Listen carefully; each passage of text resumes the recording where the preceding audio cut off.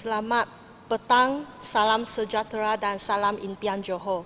Yang berhormat Tan Sri Speaker, terima kasih kerana sudi memberi peluang kepada saya untuk mengambil bahagian dalam perbahasan bajet 2017 dalam Dewan Yang Mulia ini. Dalam usaha menuju ke sebuah negeri yang maju, Yang Amat Berhormat Menteri Besar telah membentangkan bajet Johor berkemajuan, rakyat sejahtera. Saya amat setuju bahawa kemajuan sesebuah negeri tergantung kepada kehidupan rakyat yang aman dan sejahtera, ekonomi yang kukuh, keselamatan rakyat dan yang terjamin dan sebagainya. Oleh itu, pentadbiran dan pengurusan pihak kerajaan negeri amat penting demi mencapai matlamat tersebut.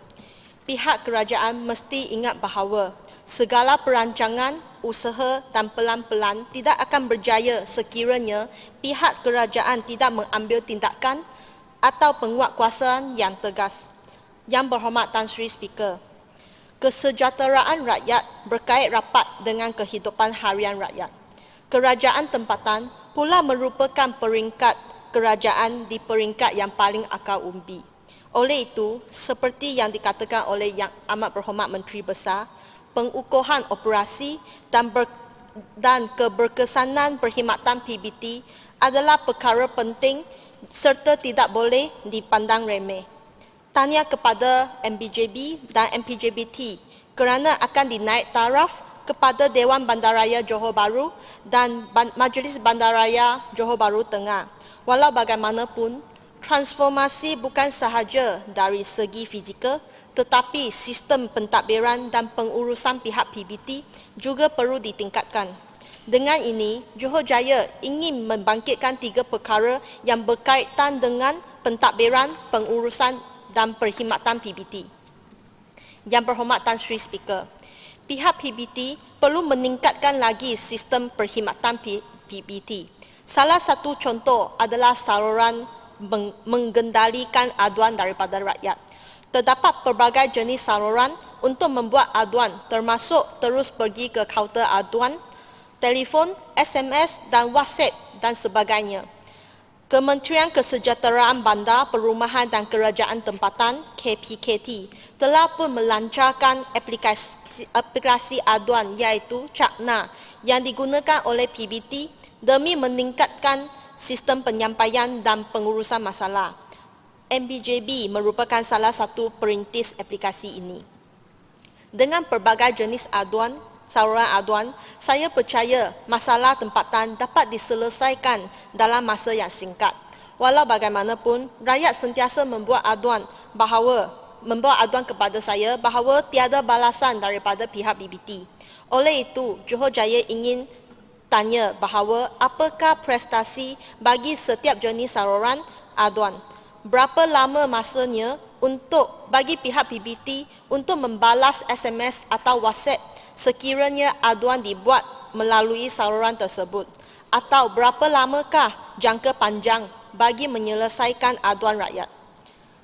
Yang Berhormat Tan Sri Speaker, pihak PBT perlu mengambil berat dalam proses pelantikan kontraktor.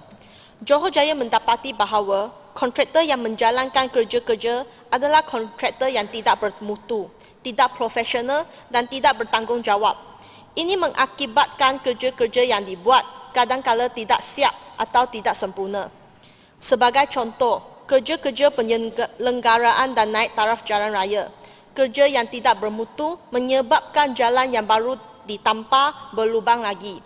Satu lagi contoh, semalam saya telah menerima aduan bahawa terdapat kerja-kerja melukis garis jalan yang sedang dijalankan di Taman Mount Austin. Pengadu mengadu bahawa terdapat 3 orang pekerja pelajar yang sedang menjalankan kerja-kerja tersebut dan mereka hanya dalam tingkatan 2 dan 3. Adakah ini satu perkara yang patut berlaku di mana kerja-kerja bukan dijalankan oleh kontraktor atau pihak yang tertentu, tetapi biarkan pelajar yang buatkan kerja tersebut? Pihak PBT atau pihak kerajaan negeri perlu menjalankan proses tender terbuka Apabila melantik sesebuah syarikat atau kontraktor, pihak kerajaan perlu memastikan latar belakang kontraktor dan memastikan kontraktor tersebut adalah bermutu. Sebab ini turut akan menjejaskan imej pihak kerajaan negeri sekiranya kontraktor tersebut gagal melaksanakan kerja dengan sempurna. Yang Berhormat Tan Sri Speaker, pihak PBT yang dianggap sebagai agensi kerajaan yang paling mendekati rakyat turut berperanan penting dalam menjaga imej sesebuah kerajaan negeri. Pihak PBT berkuasa mengenakan cukai, membuat perancangan tempatan dan juga menguatkuasakan undang-undang kecil dalam kawasan pentadbiran. Menurut Perkara 113/4 Perlembagaan Persekutuan, bahawa Undang-Undang Persekutuan atau negeri boleh memberi kuasa SPR untuk menjalankan pilihan raya lain daripada pilihan raya umum. Mengapa perlu memulihkan pilihan raya kerajaan tempatan? Pilihan raya PBT pernah diadakan di Malaysia pada sebelum tahun 1964. Pemilihan kerajaan tempatan merupakan salah satu langkah yang wajar bagi meningkatkan prestasi serta mutu perkhidmatan. Sebagai contoh, persaingan yang lebih sihat dan baik antara ahli majlis kerana akan meningkatkan prestasi mereka. Kedua, pilihan raya pihak PBT merupakan sistem demokrasi yang penting bagi memastikan sistem perkhidmatan pihak PBT di peringkat akar umbi dapat berjalan dengan lancar. Ia juga bertujuan memulangkan hak demokrasi kepada rakyat Malaysia. Kembalilah undi ketiga kepada rakyat. Melalui pemilihan, pembayar cukai dapat memilih seseorang yang dapat mewakili dan berkhidmat untuk rakyat. Ini dapat mengelakkan ketidakpuashatian rakyat terhadap ahli majlis yang dilantik tetapi bukan dipilih melalui undi. Ini juga dapat menghapuskan segala penyelewengan PBT. Oleh itu, Johor Jaya menyeru bahawa kerajaan negeri mengadakan pilihan raya untuk memilih ahli-ahli majlis. Johor Jaya ingin bertanya, adakah pihak PBT menentukan KPI dengan izinnya Key Performance Index bagi ahli majlis sekiranya seseorang tidak dapat mencapai KPI atau tidak dapat menjalankan tanggungjawab ahli majlis, beliau tidak dapat diteruskan perkhidmatannya dan dilantik semula. Sistem penilaian adalah penting juga bagi pihak kerajaan meningkatkan perkhidmatan kepada rakyat. Yang Berhormat Tan Sri Speaker, baru-baru ini satu gambar risalah bertajuk Kempen Kawalan Anjing Liar telah dipaparkan dan telah menimbulkan suara ketidakpuashati daripada pelbagai pihak. Risalah tersebut menunjukkan bahawa PBT menawarkan bayaran ringgit Malaysia 55 bagi setiap anjing yang ditangkap dengan syarat ia masih hidup ketika dibawa kepada PBT.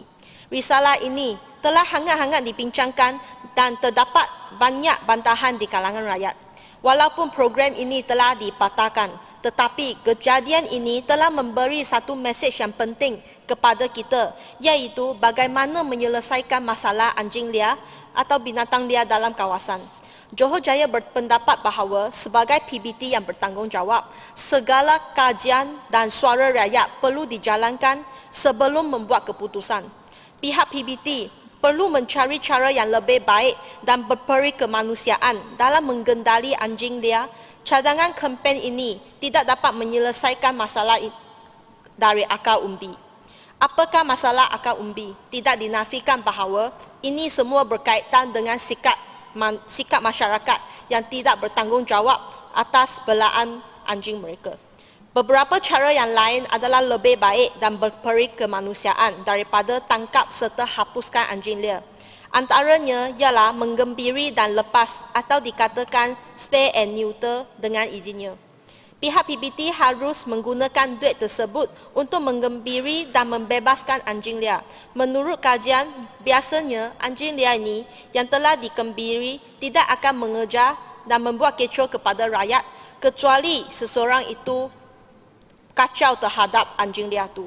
Cara ini juga dapat mengurangkan pembiakan anjing liar dan akhirnya dapat kontrol bilangan anjing liar supaya tidak membiak berleluasa. Terdapat NGO yang sedang menjalankan mengembiri dan lepas. Oleh itu, pihak kerajaan harus menggalakkan serta bekerjasama dengan NGO-NGO tersebut dalam usaha mengurangkan bilangan anjing liar. Selain itu, pihak PBT juga berperanan dalam mendidik masyarakat supaya tidak membuang anjing belaan mereka.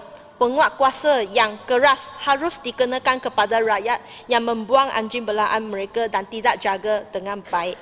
Dengan kerjasama pihak PBT dengan NGO, Johor Jaya yakin masalah ini dapat dikurangkan dan keadaan yang lebih sempurna dan berperi kemanusiaan. Sebagai sebuah PBT yang bertanggungjawab, Johor Jaya berharap agar semua PBT dapat menyokong cadangan ini dan bekerjasama dengan NGO. Dengan ini, kita dapat menyelesaikan masalah. Yang berhormat Tan Sri Speaker, masalah jenayah merupakan satu isu penting di mana masalah jenayah mempengaruhi kehidupan rakyat, sektor pelancongan negeri dan ekonomi sesebuah negeri. Pihak PDRM mengumumkan bahawa kadar jenayah telah menurun sebanyak 4% mulai Januari sehingga Oktober 2016. Tidak dinafikan bahawa setiap kali pihak PDRM telah mengumumkan bahawa kadar jenayah menurun. Namun, sentimen rakyat terhadap masalah jenayah masih tinggi.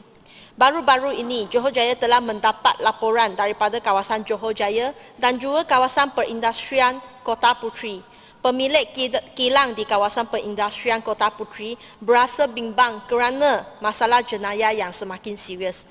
Pekerja-pekerja bagi pelabur asing dan domestik di kawasan tersebut telah dirompak sehingga mereka tidak berani nak pergi kerja. Mereka yang duduk di hostel berhampiran dirompak dalam perjalanan pergi dan balik kerja, di mana jarak dari hostel ke kilang hanya dalam 500 meter.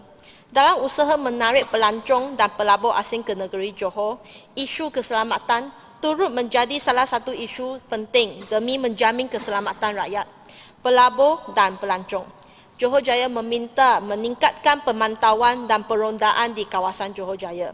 Selain itu, Johor Jaya mendapati tiada usaha-usaha pihak kerajaan negeri maupun kerajaan tempatan yang dibentangkan dalam bajet 2016 dan juga bajet 2017. Adakah kesemua projek pemasangan CCTV yang telah dibentangkan dalam bajet 2014 dan usaha pemasangan lampu awam serta penambahan anggota polis bantuan yang telah dibentangkan dalam bajet 2015 telah disiap. Adakah pihak kerajaan negeri meluaskan lagi kawasan pemasangan CCTV atau memupuk program bandar selamat di kawasan lain?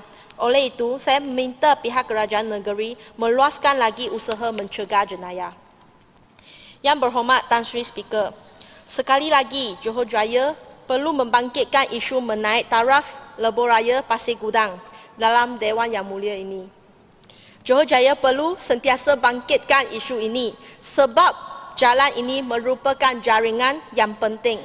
Projek naik taraf Pasir Gudang dari 4 lorong ke 6 lorong fasa 1 sudah pun disiap pada 31 Mei 2016. Selepas beberapa kali ditangguhkan. Tetapi kecacatan kerja atau kerja pembersihan masih belum disiapkan. Johor Jaya mendapati bahawa kontraktor mempunyai tempoh tanggungan kecacatan iaitu selama 1 tahun. Tetapi penghadang jalan yang dibuang merata-rata telah merosakkan imej bandar dan juga membahayakan pengguna jalan raya. Takkan kontraktor tidak boleh membersihkan penghadang-penghadang jalan tersebut dan perlu menunggu sampai 1 tahun baru bersihkan penghadang tersebut. Bagi fasa kedua, Johor Jaya berasa syukur kerana tidak mengulangi masalah lampu jalan yang tidak mencukupi seperti yang lepas. Tetapi ada juga masalah yang sama, iaitu penghadang jalan yang tidak tersusun. Ini amat membahayakan pengguna jalan raya. Oleh itu, Johor Jaya berharap agar pihak kerajaan negeri dapat menegaskan pemantauan dan penguatkuasaan demi memastikan projek ini dapat disiapkan mengikut jadual serta dapat memanfaatkan pengguna jalan dalam masa yang singkat. Yang berhormat Tan Sri Speaker, sebagai wakil rakyat, Johor Jaya sentiasa mengambil berat terhadap masalah dan kualiti hidup rakyat. Dengan ini, Johor Jaya ingin membangkitkan beberapa isu yang berkaitan dengan masalah tempatan. Johor Jaya pernah membangkitkan isu terminal bas Johor Jaya pada Dewan Persidangan yang lepas. Isu tersebut iaitu kaunter tiket yang beranai-anai telah dapat diselesaikan dan penyewa kaunter tiket telah pun berpindah ke kaunter yang baru. Namun, terminal bas Johor Jaya menghadapi masalah yang lain. Kini, lampu dalam terminal bas dan teksi Johor Jaya tidak bernyala sejak bulan Ogos.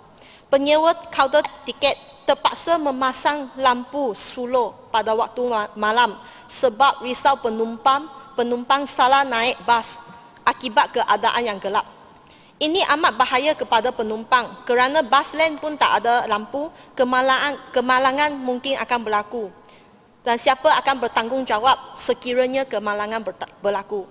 Selain itu, tandas yang baru dinaik taraf pada tahun ini memang kelihatan cantik tetapi tiada bekalan air dalam tandas. Akibatnya, penyewa kaunter terpaksa menggunakan tandas dengan menakung air hujan atau menakung air di tempat lain dan bawa air itu ke tandas ni. Johor Jaya berharap melalui program tandas sejahtera, pihak PBT dapat membaik pulih dan mengurus tandas awam ini dengan sempurna dan dalam masa yang singkat. Yang berhormat Tan Sri Speaker, Johor Jaya mendapati bahawa penyewa unit kedai yang berada di dalam terminal bas Johor Jaya ini telah berpindah atau kontrak tidak disambungkan lagi. Unit tersebut telah dikosongkan dan besi dan wire dalam kedai atau bangunan tu telah dicuri. Lift dalam bangunan pun rosak atas kegiatan vandalisme telah berlaku. Penyewa lain bimbang tempat itu akan menjadi tempat kegiatan penagih dadah atau tempat kegiatan jenayah. Johor Jaya berharap agar pihak PBT dapat menyediakan anggota security demi menjamin keselamatan penumpang. Saya menyeru bahawa pihak BPT dapat menyelesaikan masalah ini secepat mungkin dan juga meningkatkan pengurusan terminal bas dan teksi Johor Jaya dengan sempurna. Yang berhormat Tan Sri Speaker, selain itu, menurut bajet 2017, pelbagai pembinaan dirancang pada masa yang akan datang, termasuk Hospital Kerajaan, Kompleks Sukan Lee Chong Wei International Sport City dan juga Sekolah Menengah Funyuh Kampus Sri Alam akan dibina di Bandar Sri Alam. Dengan ini, Bandar Sri Alam akan menjadi semakin pesat. Dengan pelbagai pembinaan yang akan datang, infrastruktur yang sedia ada perlu dijaga baik ataupun dinaik taraf. Johor Jaya ingin meminta pihak kerajaan menaik taraf Taman Rekreasi Bandar Sri Alam yang berada di Jalan Lembah. Terdapat ramai penduduk yang bersenam pada waktu pagi dan petang, laluan larian yang sedia ada sudah sempit dan tidak dapat menampung kehendak penduduk. Selain itu, Johor Jaya ingin menyeru pihak kerajaan negeri supaya membina tandas awam bagi penduduk yang membuat senaman di tempat tersebut. Yang berhormat Tan Sri Speaker, akhir kata, Johor Jaya berharap agar pihak kerajaan negeri dapat meningkatkan lagi pentadbiran negeri dengan pemantauan, pengawalan dan penguatkuasaan undang-undang yang tegas dan cekap. Dengan ini, bangsa Johor dapat hidup dalam negeri yang aman, sejahtera dan juga negara yang adil serta bersih daripada rasuah. Sekian, terima kasih. Terima kasih Yang Berhormat Johor Jaya.